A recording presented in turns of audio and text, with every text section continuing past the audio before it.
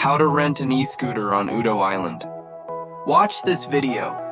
First, go to the front desk. Before renting, make sure to prepare the following. Number 1. A driver's license. Number 2. An international driving permit. Number 3. Payment, either cash or a Visa credit card. After that, simply fill out the form with your name and signature. The rental price is 40,000 Korean won, and you need to return the e-scooter before 4 p.m. They'll also teach you how to operate it. So don't worry, it's very easy to use. We're all set.